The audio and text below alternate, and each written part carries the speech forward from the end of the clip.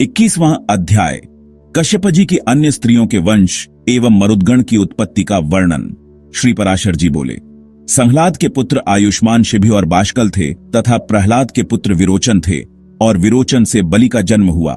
हे महामुने, बलि के 100 पुत्र थे जिनमें बाणासुर सबसे बड़ा था। हिरण्याक्ष के पुत्र उत्कुर, शकुनी, भूत संतापन, महानाश, महाबाहु तथा कालनाभ आदि सभी महाबलवान थे।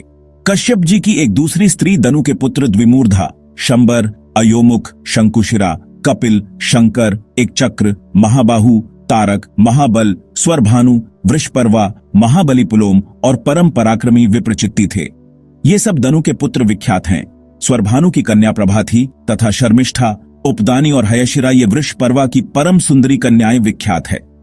वैश्वानर को पुलोमा और काल का 2 पुत्रियां थीं। हे महाभाग, वे दोनों कन्याएं मरीचि नंदन कश्यप जी की भार्या हुई। उनके पुत्र 60,000 दानव श्रेष्ठ हुए। मरीचि नंदन कश्यप जी के वे सभी पुत्र पौलुम और कालकेय कहलाए। इनके सिवा विप्रचिति के सिंहिका के गर्भ से और भी बहुत से महाबलवान, भयंकर और अति क्रूर पुत्र उत्पन्न हुए। ये व्यन्ह, शल्य, बलवान नभ, महाबली वातापी, नमुची, इलवल, खसूम, अंधक, नरक, कालनाभ, महावीर, स्वरभानु और महादैत्य वक्त्र योद्धि थे। ये सब दानव श्रेष्ठ दनु के वंश को बढ़ाने वाले थे। इनके और भी सैकड़ों हजारों पुत्र पौत्रादि हुए। महान तपस्या द्वारा आत्मज्ञान संपन्न दैत्यवर प्रादजी के कुल में निवातकवच नामक दैत्य उत्पन्न हुए।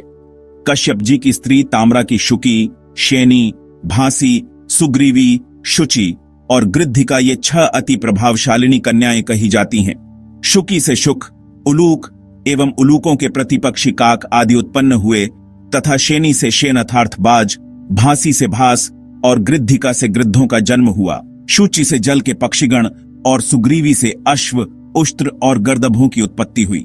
इस प्रकार यह ताम्रा का वंश कहा जाता है। विनता के गरुड़ और अरुण ये 2 पुत्र विख्यात हैं। इनमें पक्षियों में श्रेष्ठ सुपर्ण अर्थात गरुड़ जी अति भयंकर और सर्पों को खाने वाले हैं।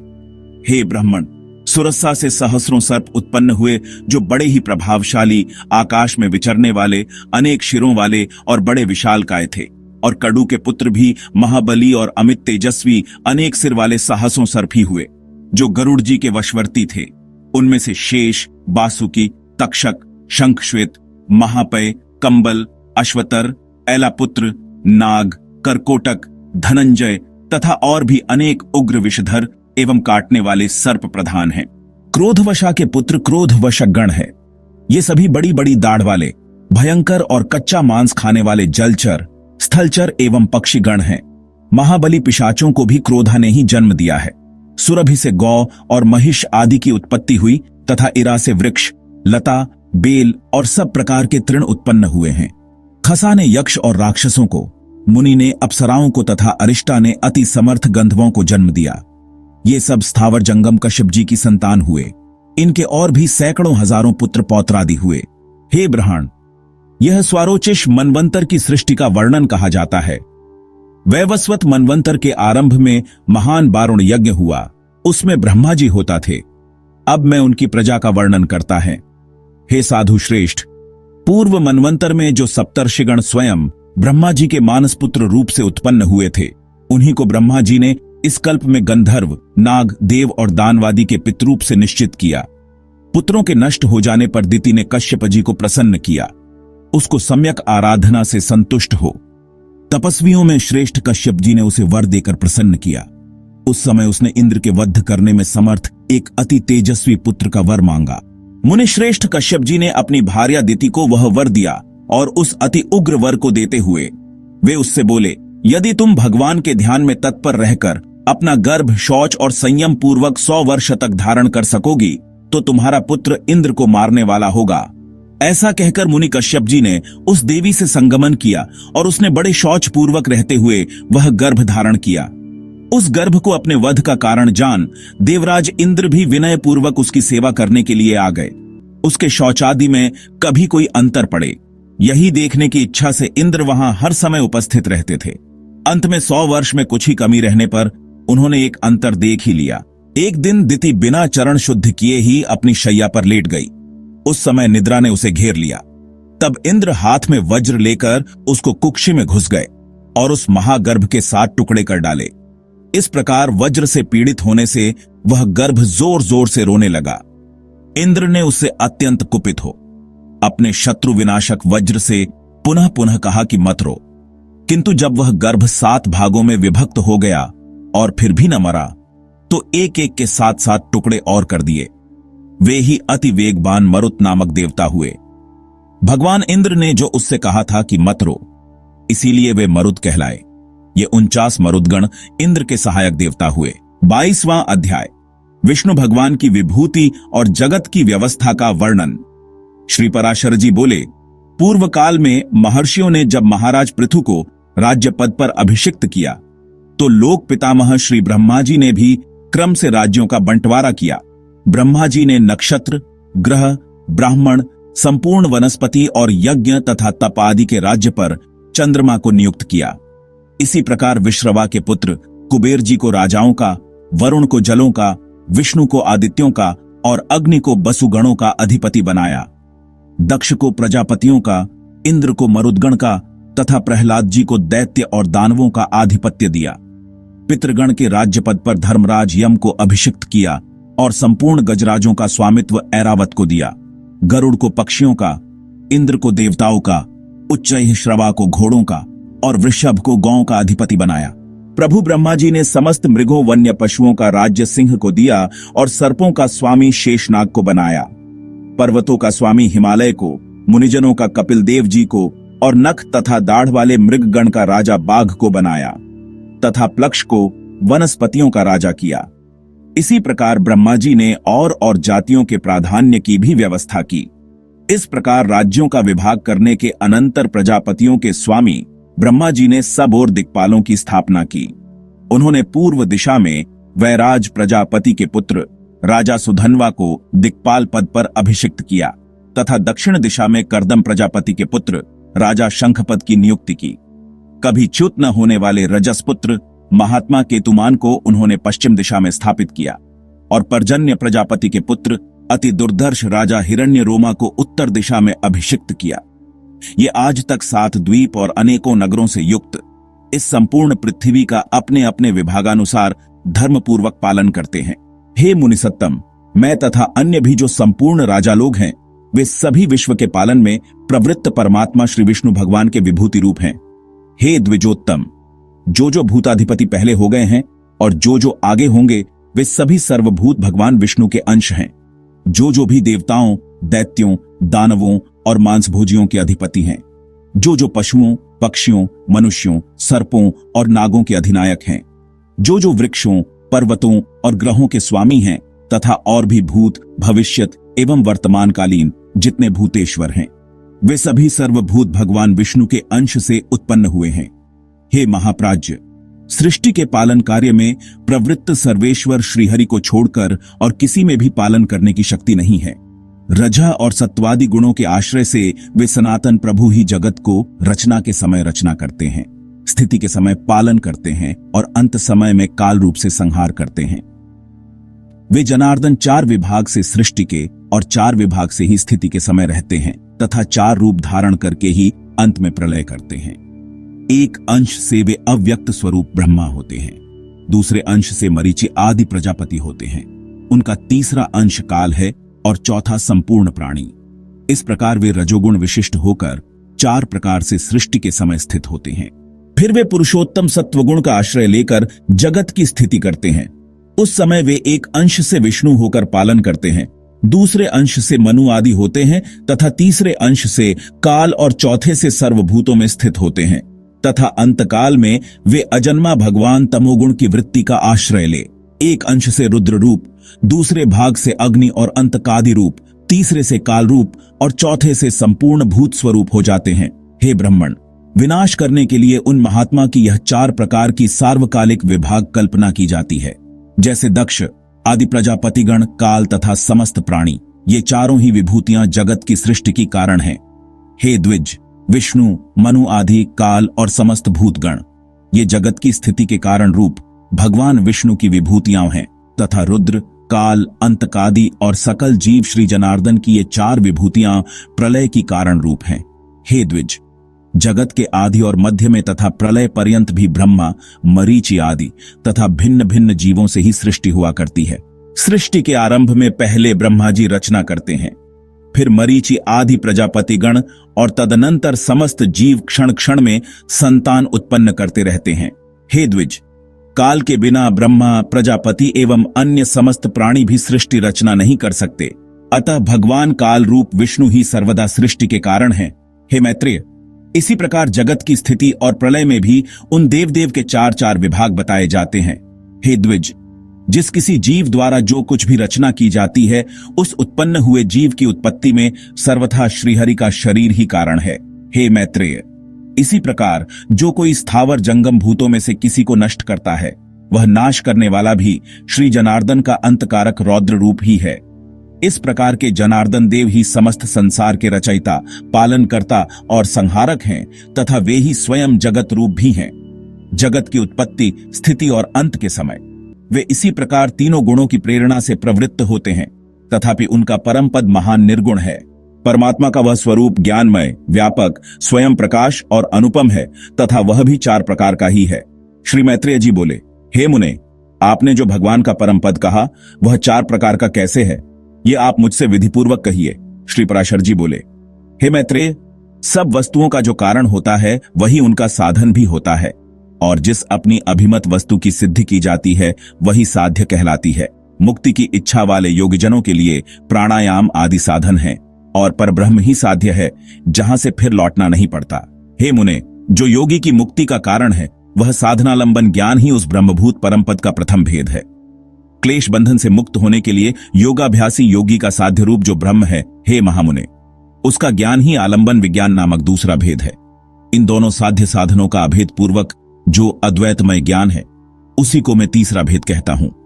और हे महामुने, उक्त तीनों प्रकार के ज्ञान की विशेषता का निराकरण करने पर अनुभव हुए आत्मस्वरूप के समान ज्ञान स्वरूप भगवान विष्णु का जो निर्व्यापार, अनिर्वचनीय, व्याप्ति मात्र, अनुपम, आत्मबोध स्वरूप सतामात्र, अलक्षण, शाना, अभय, शुद्ध, भावनातीत और आश्यहीन रूप है, वह बड़ा नामक ज्ञान उसका चौथा भेद है। हे द्विज, जो योगीजन अन्य ज्ञान का निरोध कर इस चौथे भेद में ही लीन हो जाते हैं, वे इस संसार क्षेत्र के भीतर बीजारोपण रूप कर्म करने में निर्धार वासना रहित होते हैं। अर्थात वे लोक संग्रह के लिए कर्म करते भी रहते हैं, तो भी उन्हें उन कर्मों का कोई पाप पुण्य ऋण फल प्राप्त नहीं होता। इस प्रकार का वह निर्मल, नित्य, व्यापक, अक्षय और समस्त हेय गुणों से रहित विष्णु नामक परम पद है। पुण्य पाप का क्षय और क्लेशों की निवृत्ति होने पर जो अत्यंत निर्मल हो जाता है, वही योगी उस पर ब्रह्म का आश्रय लेता है, जहां से वह फिर नहीं लौटता। उस ब्रह्म के मूर्त और अमूर्त दो रूप हैं, जो क्षर और अक्षर रूप से समस्त प्राणियों में स्थित हैं। अक्षर ही वह परब्रह्म है और क्षर संपूर्ण जगत है। जिस प्रकार एक देशीय अग्नि का प्रकाश सर्वत्र फैला रहता है, उसी प्रकार यह संपूर्ण जगत परब्रह्म की ही शक्ति है। हे मैत्रेय, अग्नि की निकटता और दूरता के भेद से जिस प्रकार उसके प्रकाश में भी अधिकता और न्यूनता का भेद रहता है, उसी प्रकार ब्रह्म की शक्ति में भी तारतम्य है। हे ब्राह्मण, ब्रह्मा, विष्णु और शिव ब्रह्म की प्रधान शक्तियां हैं। उनसे न्यून देवगण हैं तथा उनके अनंतर दक्ष आदि प्रजापतिगण हैं। उनसे भी न्यून मनुष्य, पशु, पक्षी, मृग और सरीसृपादि हैं तथा उनसे भी अत्यंत न्यून वृक्ष, गुल्म और लता आदि हैं। अतः हे मुनिवर, उत्पन्न होना, जन्म और नाश आदि विकल्प युक्त भी यह संपूर्ण जगत वास्तव में नित्य और अक्षय ही है। सर्वशक्तिमय विष्णु ही ब्रह्म के परस्वरूप तथा मूर्त रूप हैं, जिनका योगीजन योगारंभ के पूर्व चिंतन करते हैं। हे मुने, जिनमें मन को सम्यक प्रकार से निरंतर एकाग्र करने वालों को आलंभ नियुक्त समान महायोग को प्राप्ति होती है। हे महाभाग, हे सर्व ब्रह्ममय श्री विष्णु भगवान समस्त पराशक्तियों में प्रधान और ब्रह्म के अत्यंत निकटवर्ती मूर्त ब्रह्म स्वरूप हैं। तिमुने, उन्हीं में यह संपूर्ण जगत ओतप्रोत है, उन्हीं से उत्पन्न हुआ है, उन्हीं में स्थित है और स्वयं वे ही समस्त जगत हैं। कार्य कारण रूप ईश्वर विष्णु ही इस पुरुष प्रकृतिमय संपूर्ण जगत को अपने आभूषण और आयुध रूप से धारण करते हैं। श्री मैत्रेय जी बोले, भगवान विष्णु इस संसार को भूषण और आयुध रूप से किस प्रकार धारण करते हैं, यह आप मुझसे कहिए। श्री पराशर जी बोले, हे मुने, जगत का पालन करने वाले अप्रमेय श्री विष्णु भगवान को नमस्कार कर अब मैं जिस प्रकार वशिष्ठ जी ने मुझसे कहा था वह तुम्हें सुनाता हूं। इस जगत के निर्लेप तथा निर्गुण और निर्मल आत्मा को अर्थात शुद्ध स्वरूप को श्रीहरि कौस्तुभमणि रूप से धारण करते हैं। श्री अनंत ने प्रधान को श्रीवत्स रूप से आश्रय दिया है और बुद्धि श्री माधव को गदा रूप से स्थित है। भूतों के कारण तामस अहंकार और इंद्रियों के कारण राजस अहंकार, इन दोनों को वे शंख और शार्ंग धनुष रूप से धारण करते हैं। अपने वेग से पवन को भी पराजित करने वाला अत्यंत चंचल सात्विक अहंकार रूप मन श्री विष्णु भगवान के कर कमलों में स्थित चक्र का रूप धारण करता है। हे द्विज, भगवान गदाधर की जो मुक्ता, माणिक्य, मरकत, इंद्रनील और होरकमयी पंचरूपा वैजंती माला है, वह पंचतन मात्राओं और पंचभूतों का ही संघात है। जो ज्ञान और कर्मयी इंद्रियाओं हैं, उन सबको बीज नारदन भगवान बाण रूप से धारण करते हैं। भगवान अच्युत जो अत्यंत निर्मल खड्ग धारण करते हैं, वह अविद्यामय कोश से आच्छादित विद्यामय ज्ञान ही है। हे मैत्रेय, इस प्रकार पुरुष, प्रधान, बुद्धि, अहंकार, पंचभूत, मन, इंद्रियां तथा विद्या और अविद्या सभी श्री ऋषिकेश में आश्रित हैं। श्री हरि रूप रहित होकर भी मायामय रूप से प्राणियों के कल्याण के लिए इन सबको अस्त्र और भूषण रूप से धारण करते हैं। इस प्रकार वे कमलनयन परमेश्वर सक्किया प्रधान, पुरुष तथा संपूर्ण जगत को धारण करते हैं। जो कुछ भी विद्या अविद्या, सत असद तथा अध्यय रूप है, हे मैत्रेय, वह सब सर्वभूतेश्वर श्री मधुसूदन में ही स्थित है। कला, काष्ठा, निमेष, दिन, ऋतु, अयन और वर्ष रूप से वे काल स्वरूप निष्पाप अव्यय श्री हरि हो विराजमान हैं। हे मुनिश्रेष्ठ, भूलोक, भुवोंक और स्वलोक तथा मह, जन, तप और सत्य आदि सातों लोक भी सर्वव्यापक भगवान ही है। सभी पूर्वजों के पूर्वज तथा समस्त विद्याओं के आधार श्री मधुसूदन ही स्वयं लोकमय स्वरूप से स्थित हैं। निराकार और सर्वेश्वर श्री अनंत ही भूत स्वरूप होकर देव, मनुष्य और पशु आदि नाना रूपों से स्थित हैं। ऋग्वेद, यजुर्वेद, सामवेद और अथर्ववेद, इतिहास, महाभारतादि, उपवेद, आयुर्वेदादि, वेदांत वाक्य, समस्त वेदांग, मनु आदि कथित समस्त धर्मशास्त्र, पुराणादि सकल शास्त्र, आख्यान, अनुवाक, कल्पसूत्र तथा समस्त काव्य चर्चा और राग रागिनी आदि जो कुछ भी हैं, वे सब शब्द मूर्तिधारी परमात्मा विष्णु का ही शरीर हैं। इस लोक में अथवा कहीं और भी जितने मूर्त अमूर्त पदार्थ हैं, वे सब उन्हीं का शरीर हैं। मैं तथा यह संपूर्ण जगत जनार्दन श्री हरि ही हैं। उनसे भिन्न और कुछ भी कार्य कारणादि नहीं है। जिसके चित्त में ऐसी भावना है, उसे फिर देहजन्य राग द्वेषादि द्वंद्व रूप रोग को प्राप्ति नहीं होती। हे द्विज, इस प्रकार तुमसे इस पुराण के पहले अंश का यथावत वर्णन किया। इसका श्रवण करने से मनुष्य समस्त पापों से मुक्त हो जाता है।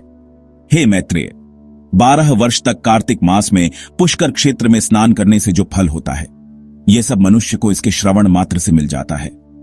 हे मुने, देव, ऋषि, गंधर्व, पितृ और यक्ष आदि को उत्पत्ति का आवक करने वाले पुरुष को वे देवादि वरदायक हो जाते हैं। श्री विष्णु पुराण द्वितीय अंश पहला अध्याय, प्रियव्रत के वंश का वर्णन। श्री मैत्रेय जी बोले, हे भगवान, मैंने जगत के सृष्टि के विषय में आपसे जो कुछ पूछा था वह सब आपने मुझसे भली प्रकार कह दिया। हे मुनिश्रेष्ठ, जगत की सृष्टि संबंधी आपने जो यह प्रथम अंश कहा है, उसकी एक बात मैं और सुनना चाहता हूं। स्वयंभुव मनु के जो प्रियव्रत और उत्तानपाद 2 पुत्र थे, उनमें से उत्तानपाद के पुत्र ध्रुव के विषय में तो आपने कहा, किंतु हे द्विज, आपने प्रियव्रत के संतान के विषय में कुछ भी नहीं कहा। अतः मैं उसका वर्णन सुनना चाहता हूं, सो आप प्रसन्नता पूर्वक कहिए। श्री पराशर जी बोले, प्रियव्रत ने कर्दमजी की पुत्री से विवाह किया था। उससे उनके सम्राट और कुक्षी नाम की 2 कन्याएं तथा 10 पुत्र हुए। प्रियव्रत के पुत्र बड़े बुद्धिमान, बलवान, विनय संपन्न और अपने माता पिता के अत्यंत प्रिय कहे जाते हैं। उनके नाम सुनो। वे आग्निध्र, अग्निबाहु, वपुष्मान, द्युतिमान, मेधा, मेधातिथि, भव्य, सवन और पुत्र थे तथा 10वां यथार्थ नामा ज्योतिष्मान था। वे प्रियव्रत के पुत्र अपने बल पराक्रम के कारण विख्यात थे। उनमें महाभाग मेधा, अग्निबाहु और पुत्र, ये 3 योग्य परायण तथा अपने पूर्व जन्म का वृत्तांत जानने वाले थे। उन्होंने राज्य आदि भोगों में अपना चित्त नहीं लगाया। हे मुने, वे निर्मल चित्त और कर्म फल इससे रहित थे तथा समस्त विषयों में सदा न्यायानुकूल ही प्रवृत्त होते थे। हे मुनिश्रेष्ठ, राजा प्रियव्रत ने अपने शोष 7 महात्मा पुत्रों को 7 द्वीप बांट दिए। हे महाभाग, पिता प्रियव्रत ने आग्नेध्र को जम्बू द्वीप और मेधातिथि को प्लक्ष नामक दूसरा द्वीप दिया।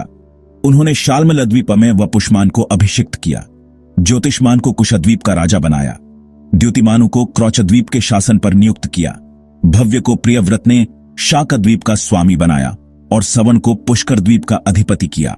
हे मुनि सत्तम, उनमें जो जम्बू द्वीप के अधीश्वर राजा आग्नेध्र थे, उनके प्रजापति के समान 9 पुत्र हुए। वे नाभि, किमपुरुष, हरिवर्ष, इलावृत, रम्य, हिरणवान, कुरु, भद्राश्य और सत्कर्मशील राजा केतुमाल। हे विप्र, अब उनके जम्बूद्वीप के विभाग सुनो। पिता अग्निध ने दक्षिण की ओर का हिमवर्ष, जिसे अब भारतवर्ष कहते हैं, नाभि को दिया। इसी प्रकार किमपुरुष को हेमकूट वर्ष तथा हरिवर्ष को तीसरा नैषध वर्ष दिया, जिसके मध्य में मेरु पर्वत है। वह इलावृत वर्ष उन्होंने इलावृत को दिया तथा नीलाचल से लगा हुआ वर्ष रम्य को दिया। पिता अग्निद्र ने उसका उत्तरवर्ती श्वेत वर्ष हिरणवान को दिया तथा जो वर्ष श्रृंगवान पर्वत के उत्तर में स्थित है वह कुरु को, और जो मेरु के पूर्व में स्थित है वह भद्राश्व को दिया तथा केतुमाल को गंधमादन वर्ष दिया। इस प्रकार राजा आग्नेध ने अपने पुत्रों को ये वर्ष दिए। हे मैत्रेय, अपने पुत्रों को इन वर्षों में अभिषिक्त कर वे तपस्या के लिए शालग्राम नामक महापवित्र क्षेत्र को चले गए। हे महामुने, किमपुरुष आदि जो 8 वर्ष है उनमें सुख की बहुलता है और बिना यत्न के स्वभाव से ही समस्त भोग सिद्धियां प्राप्त हो जाती हैं। उनमें किसी प्रकार के असुख या अकाल मृत्यु आदि तथा जरा मृत्यु आदि का कोई भय नहीं होता, और न धर्म अधर्म अथवा उत्तम अधम और मध्यम आदि का ही भेद है। उन 8 वर्षों में कभी कोई युग परिवर्तन भी नहीं होता। महात्मा नाभि का हिम नामक वर्ष था। उनके मेरुदेवी से अतिशय कांतिमान ऋषभ नामक पुत्र हुआ। ऋषभजी से भरत का जन्म हुआ, जो उनके 100 पुत्रों में सबसे बड़े थे। महाभाग, पृथ्वीपति ऋषभदेव जी धर्मपूर्वक राज्य शासन तथा विविध यज्ञों का अनुष्ठान करने के अनंतर अपने वीर पुत्र भरत को राज्याधिकार सौंपकर तपस्या के लिए पुनः आश्रम को चले गए। महाराज ऋषभ ने वहां भी वानप्रस्थ आश्रम की विधि से रहते हुए निश्चय पूर्वक तपस्या की तथा नियमानुकूल यज्ञानुष्ठान किए। वे तपस्या के कारण सूखकर अत्यंत कृश हो गए और उनके शरीर की शिराएं रक्तवाहिनी नाड़ियां दिखाई देने लगों। अंत में अपने मुख में एक पत्थर की बटिया रखकर उन्होंने नग्नावस्था में महाप्रस्थान किया। पिता ऋषभदेव जी ने वन जाते समय अपना राज्य भरत जी को दिया था, अतः तब से यह इस लोक में भारतवर्ष नाम से प्रसिद्ध हुआ। भरत जी के सुमति नामक परम धार्मिक पुत्र हुआ। पिता भरत ने यज्ञानुष्ठान पूर्वक यथेच्छ राज्य सुख भोग कर उसे सुमति को सौंप दिया। हे मुने, महाराज भरत ने पुत्र को राज्य लक्ष्मी सौंपकर योगाभ्यास में तत्पर हो अंत में शालग्राम क्षेत्र में अपने प्राण छोड़ दिए। फिर इन्होंने योगियों के पवित्र कुल में ब्राह्मण रूप से जन्म लिया। हे मैत्रेय, इनका वह चरित्र मैं तुमसे फिर कहूंगा। तदनंतर सुमति के वीर्य से इंद्रद्युम्न का जन्म हुआ। उससे परमेष्ठी और परमेष्ठी का पुत्र प्रतिहार हुआ। प्रतिहार के प्रतिहर्ता नाम से विख्यात पुत्र उत्पन्न हुआ तथा प्रतिहर्ता का पुत्र भव, भव का उद्गीत और उद्गीत का पुत्र अति समर्थ प्रस्ताव हुआ। प्रस्ताव का पृथु, पृथु का नक्त और नक्त का पुत्र गय हुआ। गय के नर और उसके विराट नामक पुत्र हुआ। उसका पुत्र महावीर्य था। उससे धीमान का जन्म हुआ तथा धीमान का पुत्र महांत और उसका पुत्र मनस्यु हुआ। मनस्यु का पुत्र त्वष्टा, त्वष्टा का विरज और विरज का पुत्र रज हुआ। हे मुने, रज के पुत्र शतजित के 100 पुत्र उत्पन्न हुए। उनमें विश्वज्योति प्रधान था। उन 100 पुत्रों से यहां को प्रजा बहुत बढ़ गई। तब उन्होंने इस भारतवर्ष को 9 विभागों से विभूषित किया, अर्थात वे सब इरु को 9 भागों में बांटकर भोगने लगे। उन्हीं के वंशधरों ने पूर्व काल में कृतप्रेतादि युग क्रम से 71 युग पर्यंत इस भारत भूमि को भोगा था। हे मुने, यही इस वाराह कल्प में सबसे पहले मनवंतराधिप स्वयंभू मनु का वंश है, जिसने उस समय इस संपूर्ण संसार को व्याप्त किया हुआ था। दूसरा अध्याय, भूगोल का विवरण। श्री मैत्रेय जी बोले, हे ब्राह्मण, आपने मुझसे स्वयंभू व मनु के वंश का वर्णन किया। अब मैं आपके मुखारविंद से संपूर्ण पृथ्वी मंडल का विवरण सुनना चाहता हूं। हे मुने, जितने भी सागर, द्वीप, वर्ष, पर्वत, वन, नदियां और देवता आदि की पुरियां हैं, उन सब का जितना जितना परिमाण है, जो आधार है, जो उपादान कारण है और जैसा आकार है, वह सब आप यथावत वर्णन कीजिए। श्री पराशर जी बोले, हे मैत्रेय, सुनो, मैं इन सब बातों का संक्षेप से वर्णन करता हूं इनका विस्तार पूर्वक वर्णन तो 100 वर्ष में भी नहीं हो सकता। हे द्विज, जम्बू, प्लक्ष, शालमल, कुश, क्रौंच, शाक और 7वां पुष्कर, ये सातों द्वीप चारों ओर से खारे पानी, इखुरस, मदिरा, घृत, दधि, दुग्ध और मीठे जल के 7 समुद्रों से घिरे हुए हैं। हे मैत्रेय, जम्बू द्वीप इन सबके मध्य में स्थित है और उसके भी बीचों बीच में सुवर्णमय सुमेरु पर्वत है। इसकी ऊंचाई 84,000 योजन है और नीचे की ओर यह 16,000 योजन पृथ्वी में घुसा हुआ है। इसका विस्तार ऊपरी भाग में 32,000 योजन है तथा नीचे क्लैटी में केवल 16,000 योजन है।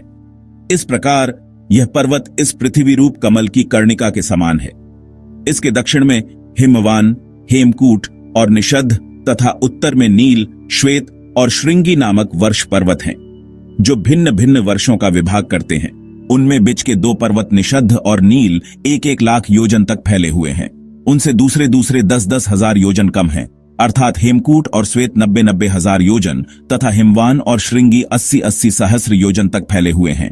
वे सभी 2-2 सहस्र योजन ऊंचे और इतने ही चौड़े हैं। हे द्विज, मेरु पर्वत के दक्षिण की ओर पहला भारतवर्ष है तथा दूसरा किमपुरुष वर्ष और तीसरा हरिवर्ष है।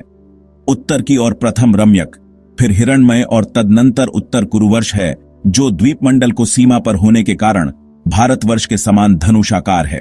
हे द्विज श्रेष्ठ, इनमें से प्रत्येक का विस्तार 9-9 हजार योजन है तथा इन सब के बीच में इलावृत वर्ष है, जिसमें सुवर्णमय सुमेरु पर्वत खड़ा हुआ है। हे महाभाग, यह इलावृत वर्ष सुमेरु के चारों ओर 9,000 योजन तक फैला हुआ है। इसके चारों ओर 4 पर्वत हैं। ये चारों पर्वत मानो सुमेरु को धारण करने के लिए ईश्वरकृत कीलियां हैं, क्योंकि इनके बिना ऊपर से विस्तृत और मूल में संकुचित होने के कारण सुमेरु के गिरने को संभावना है। इनमें से मंदराचल पूर्व में, गंधमादन दक्षिण में, विपुल पश्चिम में और सुपार्श्व उत्तर में है। ये सभी 10-10 हजार योजन ऊंचे हैं। इन पर पर्वतों की ध्वजाओं के समान क्रमशः 1100 योजन ऊंचे कदम्ब, जम्बू, पीपल और वट के वृक्ष है। हे महामुने, इनमें जम्बू अर्थात जामुन वृक्ष जम्बू द्वीप के नाम का कारण है। उसके फल महान गजराज के समान बड़े होते हैं। जब वे पर्वत पर गिरते हैं तो फटकर सब ओर फैल जाते हैं। उनके रस से निकली जम्बू नाम की प्रसिद्ध नदी वहां बहती है, जिसका जल वहां के रहने वाले पीते हैं। उसका पान करने से वहां के शुद्ध चित्त लोगों को पसीना, दुर्गंध, बुढ़ापा अथवा इंद्रिय क्षय नहीं होता। उसके किनारे की मृत्तिका उस रस से मिलकर मंद मंद वायु से सूखने पर जाम्बूंद नामक सुवर्ण हो जाती है, जो सिद्ध पुरुषों का भूषण है। मेरु के पूर्व में भद्राश्व वर्ष और पश्चिम में केतुमाल वर्ष है तथा हे मुनिश्रेष्ठ, इन दोनों के बीच में इलावृत वर्ष है। इसी प्रकार उसके पूर्व की ओर चैत्ररथ, दक्षिण की ओर गंधमादन, पश्चिम की ओर वैधाज और उत्तर की ओर नंदन नामक वन है तथा सर्वदा देवलाओं से सेवनीय अरुणोद, महाभद्र, असितोद और मानस, ये 4 सरोवर हैं। हे मैत्रेय, शीतांभ, कुमुंद, कुररी, माल्यवान तथा कर्णिका आदि पर्वत रूप मेरु के पूर्व दिशा के केसराचल हैं। त्रिकूट, शिशिर, पतंग, रुचक और निषाद आदि केसराचल उसके दक्षिण ओर हैं। शिखिवासा, वैडूर्य, कपिल, गंधमादन और जारुधि आदि उसके पश्चिमीय कैसर पर्यंत हैं तथा मेरु के अति समीपस्थ इलावृत वर्ष में और जठरादि देशों में स्थित शंखकूट, ऋषभ, हंस, नाग तथा कालंज आदि पर्वत उत्तर दिशा के केसराचल हैं। हे मैत्रेय, मेरु के ऊपर अंतरिक्ष में 14 सहस्र योजन के विस्तार वाली ब्रह्मा जी की महापुरी ब्रह्मपुट्ठे है। उसके सब ओर दिशा एवं विदिशाओं में इंद्रादि लोकपालों के 8 अति रमणीक और विख्यात नगर हैं। विष्णु पादोद्भवा श्री गंगा जी चंद्रमंडल को चारों ओर से आप्लावित कर स्वर्गलोक से ब्रह्मपुरी में गिरती हैं। वहां गिरने पर वे चारों दिशाओं में क्रम से सीता, अलकनंदा, चक्षु और भद्रा नाम से 4 भागों में विभक्त हो जाती है। उनमें से सीता पूर्व की ओर आकाश मार्ग से एक पर्वत से दूसरे पर्वत पर जाती हुई अंत में पूर्व स्थित भद्राश्व वर्ष को पार कर समुद्र में मिल जाती है। इसी प्रकार हे महामुने, अलकनंदा दक्षिण दिशा को और भारतवर्ष में आती है और 7 भागों में विभक्त होकर समुद्र में मिल जाती है। चक्षु पश्चिम दिशा के समस्त पर्वतों को पार कर केतुमाल नामक वर्ष में बहती हुई अंत में सागर में जा गिरती है तथा हे महामुने, भद्रा उत्तर के पर्वतों और उत्तर कुरुवर्ष को पार करती हुई उत्तरीय समुद्र में मिल जाती है। माल्यवान और गंधमादन पर्वत उत्तर तथा दक्षिण की ओर नीलाचल और निषद्ध पर्वत तक फैले हुए हैं। उन दोनों के बीच में कर्णिकाकार मेरु पर्वत स्थित है। हे मैत्रेय, मर्यादा पर्वत की बहिर्भाग में स्थित भारत, केतुमाल, भद्राश्व और कुरुवर्ष इस लोक पद्म के पत्तों के जठर और देवकूट, ये दोनों मर्यादा पर्वत हैं जो उत्तर और दक्षिण की ओर नील तथा निषद्ध पर्वत तक फैले हुए हैं। पूर्व और पश्चिम को ओर फैले हुए गंधमादन और कैलाश, ये दो पर्वत जिनका विस्तार 80 योजन है, समुद्र के भीतर स्थित हैं। पूर्व के समान मेरु की पश्चिम ओर भी निषद्ध और पारयात्र नामक दो मर्यादा पर्वत स्थित हैं। उत्तर की ओर त्रिशृंग और जारुधि नामक वर्ष पर्वत हैं। ये दोनों पूर्व और पश्चिम की ओर समुद्र के गर्भ में स्थित हैं। इस प्रकार हे मुनिवर, तुमसे जठर आदि मर्यादा पर्वतों का वर्णन किया, जिनमें से दो दो मेरु की चारों दिशाओं में स्थित हैं। हे मुने, मेरु के चारों ओर स्थित जिन शीतांत आदि केसर पर्वतों के विषय में तुमसे कहा था, उनके बीच में सिद्ध चारनादि से सेवित अति सुंदर कंदराएं हैं। हे मुनिसत्तम, उनमें सुरम्य नगर तथा उपवन हैं और लक्ष्मी, विष्णु, अग्नि एवं सूर्य आदि देवताओं के अत्यंत सुंदर मंदिर हैं, जो सदा किन्नर श्रेष्ठों से सेवित रहते हैं। उन सुंदर पर्वत द्रोणियों में गंधर्व, यक्ष, राक्षस, दैत्य और दानवादी अहर्निश क्रीड़ा करते हैं। हे मुने, ये संपूर्ण स्थान पृथ्वी के स्वर्ग कहलाते हैं। ये धार्मिक पुरुषों के निवास स्थान हैं। पापकर्मा पुरुष इनमें 100 जन्म में भी नहीं जा सकते। हे द्विज, श्री विष्णु भगवान भद्राश्व वर्ष में हयग्रीव रूप से, केतुमाल वर्ष में वराह रूप से और भारत वर्ष में कुर्म रूप से रहते हैं, तथा वे भक्त प्रतिपालक श्री गोविंद कुरु वर्ष में मत्स्य रूप से रहते हैं। इस प्रकार वे सर्वमय सर्वगामी हरि विश्व रूप से सर्वत्र ही रहते हैं। हे मैत्रेय, वे सबके आधारभूत और सर्वात्मक हैं। हे महामुने, किम पुरुष आदि जो 8 वर्ष हैं, उनमें शोक, श्रम, उद्वेग और क्षुधा का भय आदि कुछ भी नहीं है। वहां की प्रजा स्वस्थ, आतंकहीन और समस्त दुखों से रहित है, तथा वहां के लोग 10-12 हजार वर्ष की स्थिर आयु वाले होते हैं। उनमें वर्षा कभी नहीं होती, केवल पार्थिव जल ही है, और न उन स्थानों में कृत त्रेतादि युगों की ही कल्पना है। हे द्विजोत्तम, इन सभी वर्षों में 7-7 कुल पर्वत हैं और उनसे निकली हुई सैकड़ों नदियां हैं। तीसरा अध्याय, भारत आदि 9 खंडों का विभाग। श्री पराशर जी बोले, हे मैत्रेय, जो समुद्र के उत्तर तथा हिमालय के दक्षिण में स्थित है, वह देश भारतवर्ष कहलाता है। उसमें भरत की संतान रहते हैं। हे महामुने, इसका विस्तार 9000 योजन है। यह स्वर्ग और अपवर्ग प्राप्त करने वालों की कर्म भूमि है। इसमें महेंद्र, मलय, सड़ा, श्रुतिमान, रक्ष, विंध्य और पारयात्र ये 7 कुल पर्वत हैं। हे मुने, इसी देश में मनुष्य शुभ कर्मों द्वारा स्वर्ग अथवा मोक्ष प्राप्त कर सकते हैं, और यहीं से पाप कर्मों में प्रवृत्त होने पर वे नरक अथवा तिर्यग्योनि में पड़ते हैं। यहीं से कर्मानुसार स्वर्ग, मोक्ष, अंतरिक्ष अथवा पाताल आदि लोकों को प्राप्त किया जा सकता है। पृथ्वी में यहां के सिवा और कहीं भी मनुष्य के लिए कर्म की विधि नहीं है। इस भारतवर्ष के 9 भाग हैं। उनके नाम ये हैं: इंद्रद्वीप, कसेरु, ताम्रपणन, गभस्तिमान, नागद्वीप, सौम्य, गंधर्व और वारुण तथा यह समुद्र से घिरा हुआ देश भारतवर्ष उनमें 9वां है। यह द्वीप उत्तर से दक्षिण तक सहस्र योजन है। इसके पूर्वीय भाग में किरात लोग और पश्चिमीय में यवन बसे हुए हैं, तथा यह युद्ध और व्यापार आदि अपने अपने कर्मों की व्यवस्था के अनुसार आचरण करते हुए ब्राह्मण, क्षत्रिय, वैश्य और शूद्रगण वर्ण विभागानुसार मध्य में रहते हैं। हे मुने, इसकी शतड़ु और चंद्रभागा आदि नदियां हिमालय की तलैटी से, वेद और स्मृति आदि पारयात्र पर्वत से, नर्मदा और सुरसा आदि विंध्याचल से तथा तापी, पयोष्णी और निर्विंच्या आदि रक्षगिरी से निकली है। गोदावरी, भीमरथी और कृष्णवेणी आदि पापहारिणी नदियां सहा पर्वत से उत्पन्न हुई कही जाती हैं। कृतमाला और ताम्रपर्णी आदि मलयाचल से, त्रिसामा और आर्यकुल्या आदि महेंद्रगिरी से तथा ऋषिकुल्या और कुमारी आदि नदियां शुक्तिमान पर्वत से निकली हैं। इनकी और भी सहस्रों शाखा नदियां और उपनदियां हैं। इन नदियों के तट पर कुरु, पांचाल और मध्य देश आदि के रहने वाले, पूर्व देश और कामरूप के निवासी, पुंडु, कलिंग, मगध और दाक्षिणात्य लोग, अपरांत देशवासी, सौराष्ट्रगण तथा शूर, आभीर और अर्बुदगण, कारुष, मालव और पारयात्र निवासों, सौबोर, सैंधव, हूण, साल्व और कौशल देशवासी तथा माद्र, आराम, अंबष्ठ और पारसीगण रहते हैं। हे महाभाग, वे लोग सदा आपस में मिलकर रहते हैं और इन्हीं का जल पान करते हैं। इनकी सन्निधि के कारण वे बड़े हृष्ट पुष्ट रहते हैं। हे मुने, इस भारतवर्ष में ही सत्य युग, त्रेवा, द्वापर और कली नामक 4 युग हैं, अन्यत्र कहीं नहीं।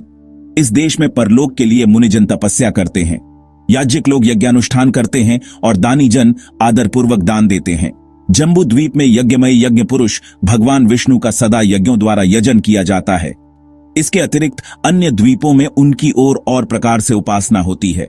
हे महामुने, इस जम्बू द्वीप में भी भारतवर्ष सर्वश्रेष्ठ है, क्योंकि यह कर्मभूमि है। इसके अतिरिक्त अन्यान्य देश भोग भूमियां हैं। हे सत्तम, जीव को सहस्रों जन्मों के अनंतर महान पुण्यों का उदय होने पर ही कभी इस देश में मनुष्य जन्म प्राप्त होता है। देवगण भी निरंतर यही गान करते हैं कि जिन्होंने स्वर्ग और अपवर्ग मार्गभूत भारतवर्ष में जन्म लिया है, वे पुरुष हम देवताओं की अपेक्षा भी अधिक धन्य हैं।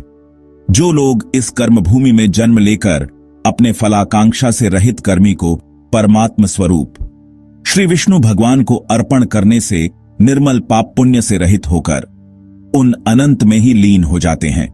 पता नहीं अपने स्वर्गप्रद कर्मों का क्षय होने पर हम कहां जन्म ग्रहण करेंगे। धन्य तो वे ही मनुष्य हैं जो भारत भूमि में उत्पन्न होकर इंद्रियों की शक्ति से हीन नहीं हुए हैं। हे मैत्रेय, इस प्रकार लाख योजन के विस्तार वाले नववर्ष विशिष्ट इस जम्बू द्वीप का मैंने तुमसे संक्षेप से वर्णन किया। हे मैत्रेय, इस जम्बू द्वीप को बाहर चारों ओर से लाख योजन के विस्तार वाले वलयाकार खारे पानी के समुद्र ने घेरा हुआ है। चौथा अध्याय, प्लक्ष तथा शालमल आदि द्वीपों का विशेष वर्णन। श्री पराशर जी बोले, जिस प्रकार जम्बू द्वीप क्षार समुद्र से घिरा हुआ है, उसी प्रकार क्षार समुद्र को घेरे हुए प्लक्ष द्वीप स्थित है। जम्बू द्वीप का विस्तार 1 लक्ष योजन है और हे ब्राह्मण, प्लक्ष द्वीप का उससे दुगुना कहा जाता है। पलक्ष द्वीप के स्वामी मेधातिथि के 7 पुत्र हुए। उनमें सबसे बड़ा शांतह था और उससे छोटा शिशिर।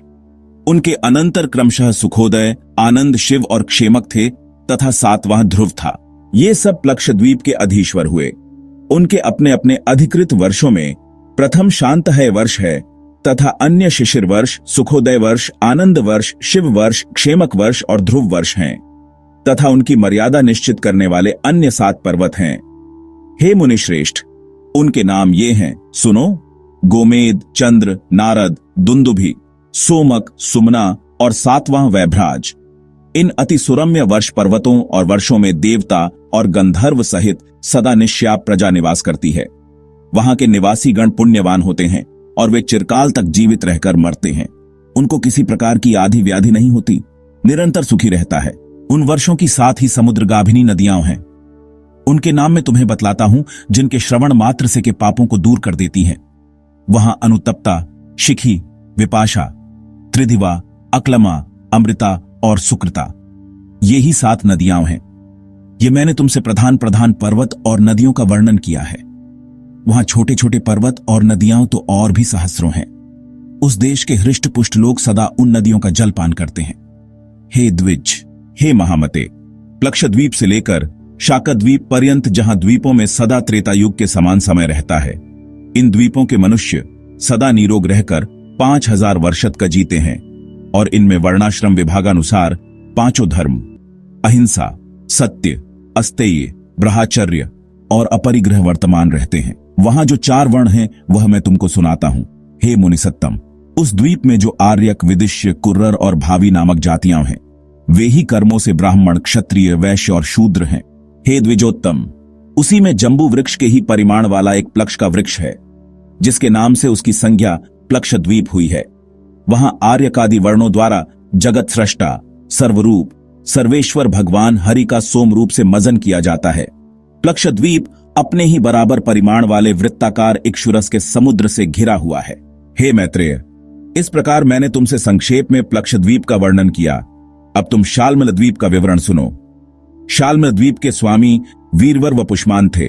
उनके पुत्रों के नाम सुनो हे महामुने। वे श्वेत, हरित, जीमूत, रोहित, वैद्युत, मानस और सुप्रभ थे। उनके 7 वर्ष उनकी नामानुसार संख्या वाले हैं। ये प्लक्ष द्वीप को घेरने वाला इसुरस का समुद्र अपने से दुगुने विस्तार वाले इस शालमल द्वीप से चारों ओर से घिरा हुआ है। वहां भी रत्नों के उद्भव स्थान रूप 7 पर्वत हैं, जो उसके 7 वर्षों विभाजक है तथा 7 नदियां हैं।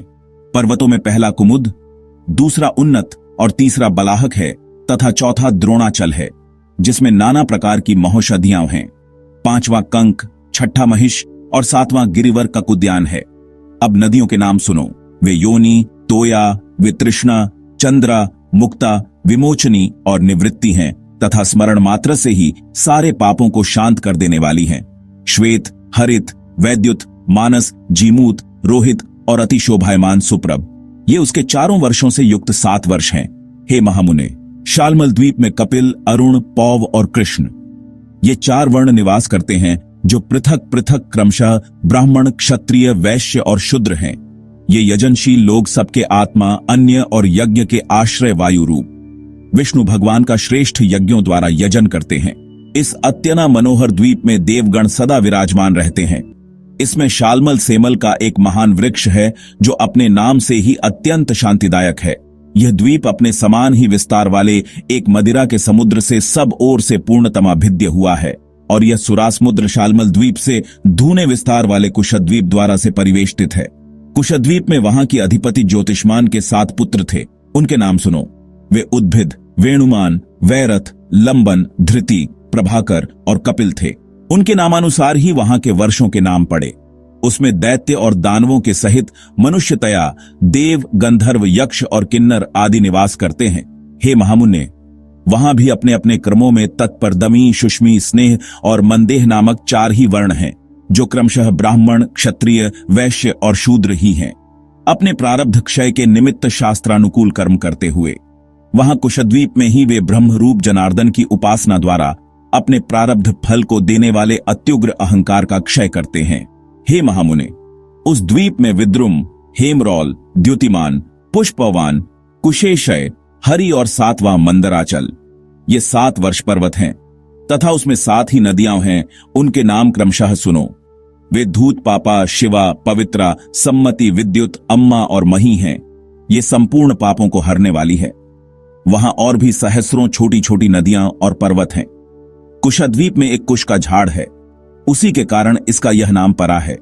यह द्वीप अपने ही बराबर विस्तार वाले घी के समुद्र से घिरा हुआ है, और वह घृत समुद्र क्रौंच द्वीप से परिवेष्टित है। हे महाभाग, अब इसके अगले क्रौंच नामक महाद्वीप के विषय में सुनो, जिसका विस्तार कुशद्वीप से दूना है। क्रौंच द्वीप में महात्मा द्युतिमान के जो पुत्र थे, उनके नामानुसार ही महाराज द्युतिमान ने उनके वर्षों के नाम रखे। हे मुने, उसके कुशल, मंदग, उष्ण, पौवर, अंधकारक, मुनि और दुंदुभि, ये 7 पुत्र थे। वहां भी देवता और गंधर्वां से सेवित अति मनोहर 7 वर्ष पर्वत हैं। हे महाबुद्धे, उनके नाम सुनो।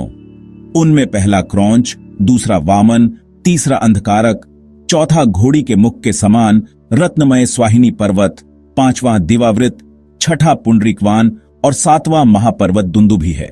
वे द्वीप परस्पर एक दूसरे से दूने हैं, और उन्हीं की भांति उनके पर्वत भी उत्तरोत्तर द्विगुण हैं। इन सुरम्य वर्षों और पर्वत श्रेष्ठों में देवगणों के सहित संपूर्ण प्रजा निर्भय होकर रहती है।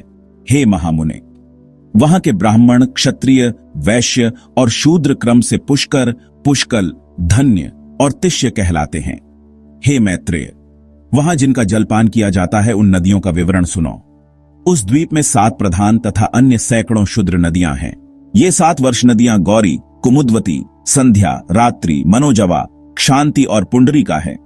वहां भी रुद्र रूपी जनार्दन भगवान विष्णु की पुष्करादि वर्णों द्वारा यज्ञादि से पूजा की जाती है। यह क्रौच द्वीप चारों ओर से अपने तुल्य परिमाण वाले दही के समुद्र से घिरा हुआ है। और हे महामुने, यह मट्टे का समुद्र भी शाकद्वीप से घिरा हुआ है, जो विस्तार में क्रौंचद्वीप से दूना है। शाकद्वीप के राजा महात्मा भव्य के भी 7 ही पुत्र थे।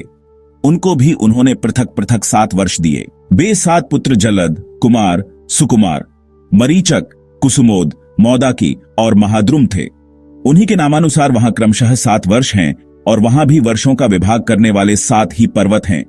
हे द्विज, वहां पहला पर्वत उदयाचल है और दूसरा जलाधार तथा अन्य पर्वत रैवतक, श्याम, अस्ताचल, आंबिकेय और अति सुरम्य गिरिश्रेष्ठ केसरी हैं। वहीं सिद्ध और गंधर्वों से सेवित एक अति महान शाक वृक्ष है, जिसके वायु का स्पर्श करने से हृदय में परम आह्लाद उत्पन्न होता है। वहां चातुर्वर्ण्य से युक्त अति पवित्र देश और समस्त पाप तथा भय को दूर करने वाली सुकुमारी, कुमारी, नलिनी, धेनुकर, इक्षु, बेणुका और गभस्ती। ये 7 महापवित्र नदियां हैं। हे महामुने, इनके सिवा उस द्वीप में और भी सैकड़ों छोटी छोटी नदियां और सैकड़ों हजारों पर्वत हैं। स्वर्ग भोग के अनंतर जिन्होंने पृथ्वी तल पर आकर जलद आदि वर्षों में जन्म ग्रहण किया है, वे लोग प्रसन्न होकर उनका जलपान करते हैं। उन 7 वर्षों में धर्म का पारस्परिक संघर्ष अथवा मर्यादा का उल्लंघन कभी नहीं होता। वहीं मग, मागध, मानस और मंदग ये 4 वर्ण हैं। इनमें मग सर्वश्रेष्ठ ब्राह्मण हैं, मागध क्षत्रिय हैं, मानस वैश्य हैं तथा मंदग शूद्र हैं। हे मुने, शाकद्वीप में शास्त्र अनुकूल कर्म करने वाले 4 वर्णों द्वारा संयत चित्त से विधिपूर्वक सूर्य रूपधारी भगवान विष्णु की उपासना की जाती है। हे मैत्रेय, वह शाकद्वीप अपने ही बराबर विस्तार वाले मंडलाकार दुग्ध के समुद्र से घिरा हुआ है।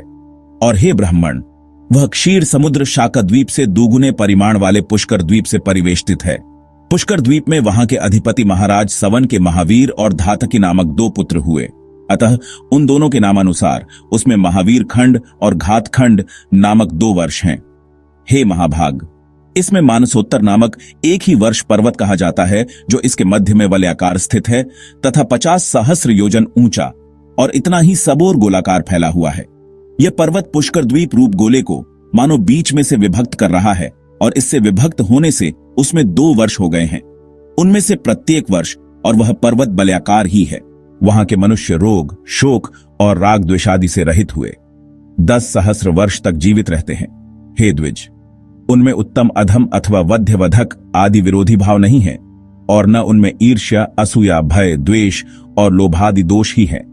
महावीर वर्ष मानसीतर पर्वत के बाहर की ओर है और धात की खंड भीतर की ओर। इनमें देव और दैत्य आदि निवास करते हैं। 2 खंडों से युक्त उस पुष्कर द्वीप में सत्य और मिथ्या का व्यवहार नहीं है और न उसमें पर्वत तथा नदियां ही हैं। वहां के मनुष्य और देवगण समान वेश और समान रूप वाले होते हैं। हे मैत्रेय, वर्णाश्रम आचार से हीन, काम्य कर्मों से रहित तथा वेदत्रयी, कृषि, दंडनीति और शुश्रूषा आदि से शून्य वे दोनों वर्ष तो मानो अत्युत्तम भौम पृथ्वी के स्वर्ग हैं। है मुने, उन महावीर और धातकी खंड नामक वर्षों में काल समस्त ऋतुओं में सुखदायक और जरा तथा रोग आदि से रहित रहता है। पुष्कर द्वीप में ब्रह्मा जी का उत्तम निवास स्थान एक वट का वृक्ष है, जहां देवता और दानवादी से पूजित श्री ब्रह्मा जी विराजते हैं। पुष्कर द्वीप चारों ओर से अपने ही समान विस्तार वाले मीठे पानी के समुद्र से मंडल के समान घिरा हुआ है। इस प्रकार 7 द्वीप 7 समुद्रों से घिरे हुए हैं और वे द्वीप तथा उन्हें घेरने वाले समुद्र परस्पर समान हैं और उत्तरोत्तर दुगुने होते गए हैं।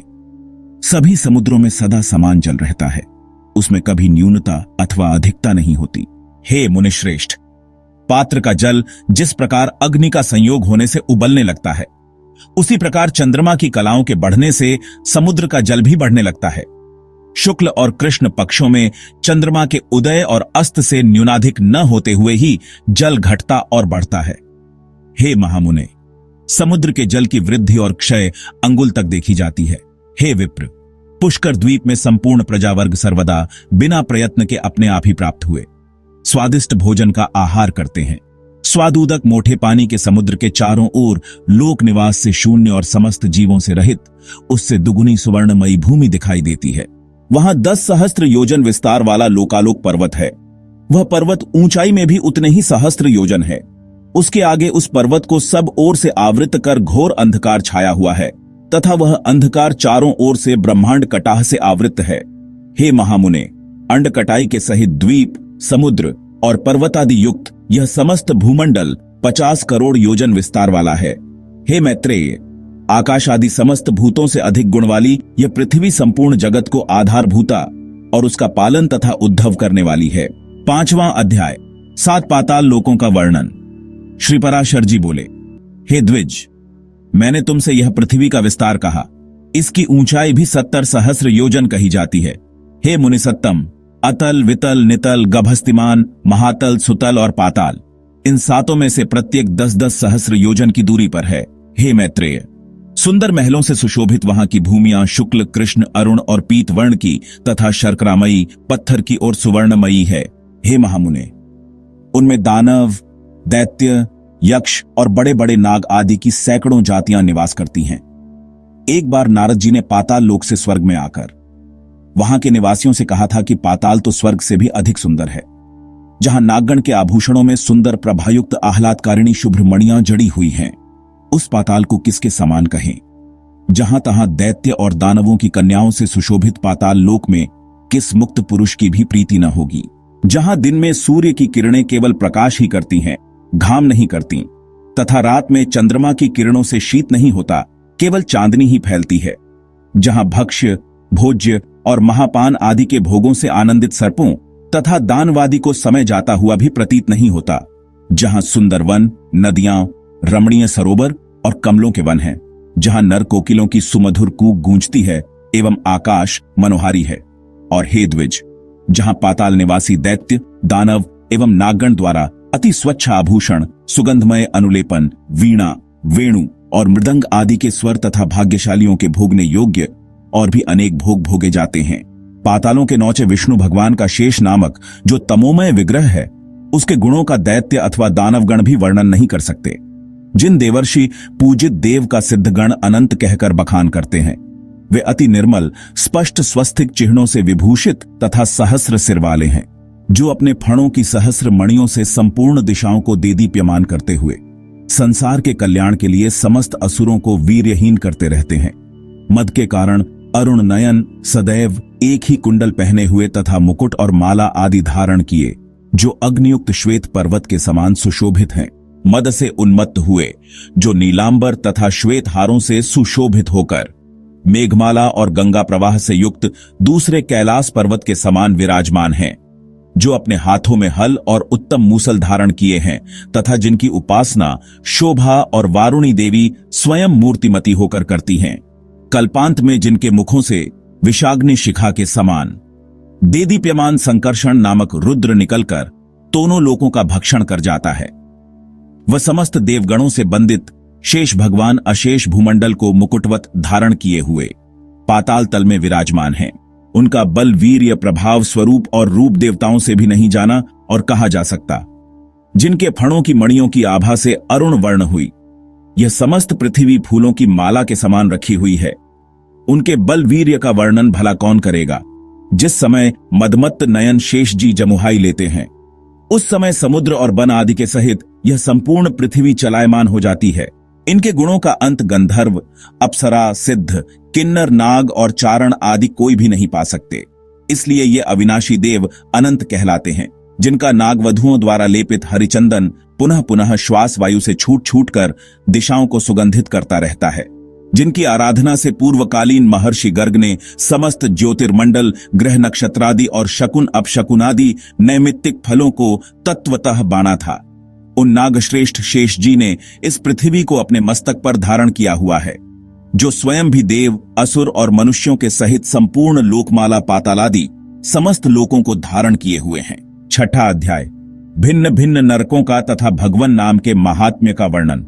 श्री पराशर जी बोले, हे विप्र, तदनंतर पृथ्वी और जल के नीचे नरक हैं, जिनमें पापी लोग गिराए जाते हैं। हे महामुने, उनका विवरण सुनो। रौरव, सूकर, रोध, ताल, विशसन, महाज्वाल, तप्त कुंभ, लवण, विलोहित, रुधिरांभ, वैतरणी, कृमीश, कृमिभोजन, असिपत्रवण, लालाभक्ष, दारुण, पुयवह, पाप, वसनिग्वाल, अधशिरा, संदंश, कालसूत्र, तमस, आनिधि, श्वभोजन, अप्रतिष्ठ और अप्रचि, ये सब तथा इनके सिवा और भी अनेकों महाभयंकर नरक हैं, जो यमराज के शासनाधीन हैं और अति दारुण शस्त्र भय तथा अग्नि भय देने वाले हैं, और जिनमें जो पुरुष पापरत होते हैं वे ही गिरते हैं। जो पुरुष झूठा गवाह अर्थात जानकर भी न बतलाने वाला या कुछ का कुछ कहने वाला होता है, अथवा जो पक्षपात से यथार्थ नहीं बोलता और जो मिथ्या भाषण करता है, वह रौरव नरक में जाता है। हे मुनि सत्तम, गर्भ नष्ट करने वाले और गोहत्यारे लोग रोध नामक नरक में जाते हैं, जो श्वासोच्छ्वास को रोकने वाला है, मदपान करने वाला, ब्रह्मघाती, सुवर्ण चुराने वाला तथा जो पुरुष इनका संग करता है, ये सब सूकर नरक में जाते हैं। क्षत्रिय अथवा वैश्य का वध करने वाला ताल नरक में तथा गुरु स्त्री के साथ गमन करने वाला, भगिनोगामी और राजदूतों को मारने वाला पुरुष तप्तकुंड नरक में पड़ता है। सती स्त्री को बेचने वाला, कारागृह रक्षक, अश्व विक्रेता और भक्त पुरुष का त्याग करने वाला, ये सब लोग तप्तलोह नरक में गिरते हैं। पुत्रवधू और पुत्री के साथ विषय करने वाला पुरुष महाज्वाल नरक में गिराया जाता है तथा जो नराधम गुरुजनों का अपमान करने वाला और उनसे दुर्वचन बोलने वाला होता है, तथा जो वेद को निंदा करने वाला, वेद बेचने वाला या अगम्या स्त्री से संभोग करता है, हे द्विज, वे सब लवण नरक में जाते हैं। चोर तथा मर्यादा का उल्लंघन करने वाला पुरुष विलोहित नरक में गिरता है। देव, द्विज और पितृगण से द्वेष करने वाला तथा रत्न को दूषित करने वाला कृमिभक्ष नरक में, और अनिष्ट यज्ञ करने वाला कृमीश नरक में जाता है। जो नराधम पितृगण, देवगण और अतिथियों को छोड़कर उनसे पहले भोजन कर लेता है, वह अति उग्र लाला भक्ष नरक में पड़ता है, और बाण बनाने वाला वेधक नरक में जाता है। जो मनुष्य कर्णी नामक बाण बनाते हैं और जो खड्गादि शस्त्र बनाने वाले हैं, वे अति दारुण विषसन नरक में गिरते हैं। दूषित उपायों से धन संग्रह करने वाला, अयाज्ञ याजक और नक्षत्रोपजीवी, नक्षत्र विद्या को न जानकर भी उसका ढोंग रचने वाला पुरुष अधोमुख नरक में पड़ता है। निष्ठुर कर्म करने वाला पुरुष पूयवह नरक में जाता है, तथा पुत्र मित्रादि की वंचना करके अकेले ही स्वादु भोजन करने वाला और लाख, मांस, रस, तिल तथा लवण आदि बेचने वाला ब्राह्मण भी उसी पूयवह नरक में गिरता है। हे द्विज श्रेष्ठ, विलास, कुक्कुट, छाग, अश्व, शूकर तथा पक्षियों को जीविका के लिए पालने से भी पुरुष उसी नरक में जाता है। नट या मल्लवृत्ति से रहने वाला, धीवर का कर्म करने वाला, कुंड उपपत्ति से उत्पन्न संतान का अन्न खाने वाला, विष देने वाला, चुगलखोर, स्त्री की असवृत्ति के आश्रय रहने वाला, धन आदि के लोभ से बिना पर्वक अमावास्या आदि पर्व दिनों का कार्य कराने वाला द्विज, घर में आग लगाने वाला, मित्र को हत्या करने वाला, शकुन आदि बताने वाला, ग्राम का पुरोहित तथा मदिरा बेचने वाला, ये सब रुधिरांध नरक में गिरते हैं। यज्ञ अथवा ग्राम को नष्ट करने वाला पुरुष वैतरणी नरक में जाता है, तथा जो लोग वीर्यपातादि करने वाले, खेतों की बाढ़ तोड़ने वाले, अपवित्र और छल वृत्ति के आश्रय रहने वाले होते हैं, वे कृष्ण नरक में गिरते हैं। जो व्यर्थ में ही वनों को काटता है, वह असिपत्रवन नरक में जाता है।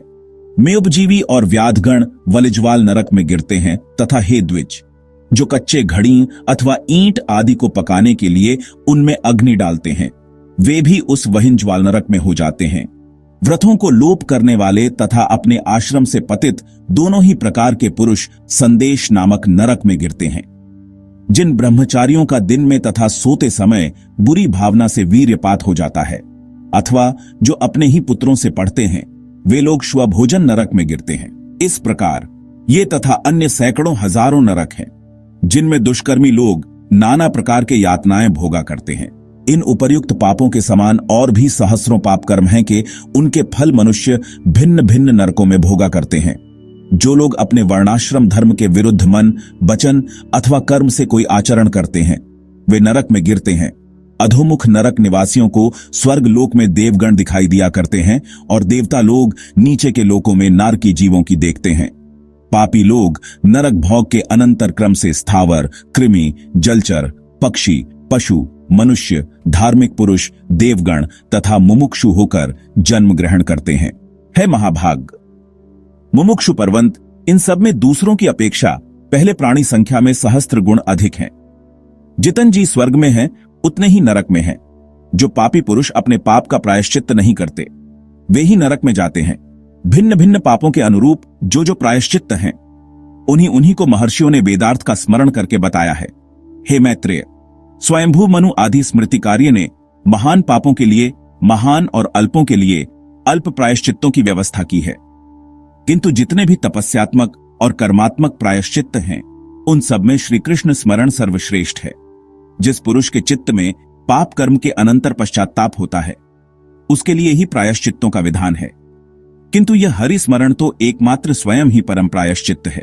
प्रातःकाल, सार्यकाल, रात्रि में अथवा मध्याह्न में किसी भी समय श्री नारायण का स्मरण करने से पुरुष के समस्त पाप तत्काल क्षीण हो जाते हैं। श्री विष्णु भगवान के स्मरण से समस्त पाप राशि के भस्म हो जाने से पुरुष मोक्ष पद प्राप्त कर लेता है। स्वर्ग लाभ तो उसके लिए विघ्न रूप माना जाता है। हे मैत्रेय, जिसका चित्त जप, होम और अर्चनादि करते हुए निरंतर भगवान वासुदेव में लगा रहता है, उसके लिए इंद्रपद आदि फल तो विघ्न है। कहां तो पुनर्जन्म के चक्र में डालने वाली स्वर्ग प्राप्ति, और कहां मोक्ष का सर्वोत्तम बीज वासुदेव नाम का जप। इसलिए हे मुने, श्री विष्णु भगवान का अहर्निश स्मरण करने से संपूर्ण पाप क्षीण हो जाने के कारण मनुष्य फिर नरक में नहीं जाता। चित्त को प्रिय लगने वाला ही स्वर्ग है और उसके विपरीत अप्रिय लगने वाला ही नरक है द्विजोत्तम। पाप और पुण्य ही के दूसरे नाम नरक और स्वर्ग हैं। जबकि एक ही वस्तु सुख और दुख तथा ईर्ष्या और कोप का कारण हो जाती है, तो उसमें वस्तुता नियत स्वभावत्व ही कहां है। क्योंकि एक ही वस्तु कभी प्रीति की कारण होती है तो वही दूसरे समय दुखदायिनी हो जाती है, और वही कभी क्रोध की हेतु होती है तो कभी प्रसन्नता देने वाली हो जाती है। अतः कोई भी पदार्थ दुखमय नहीं है और न कोई सुखमय है। ये सुख दुख तो मन के ही विकार हैं। परमार्थत ज्ञान ही परब्रह्म है और अविद्या को उपाधि से वही बंधन का कारण है। यह संपूर्ण विश्व ज्ञानमय ही है। ज्ञान से भिन्न और कोई वस्तु नहीं है। हे मैत्रेय, विद्या और अविद्या को भी तुम ज्ञान ही समझो। हे द्विज, इस प्रकार मैंने तुमसे समस्त भूमंडल, संपूर्ण पाताल लोक और नरकों का वर्णन कर दिया। समुद्र, पर्वत, द्वीप, वर्ष और नदियां, इन सभी की मैंने संक्षेप से व्याख्या कर दी। अब तुम और क्या सुनना चाहते हो?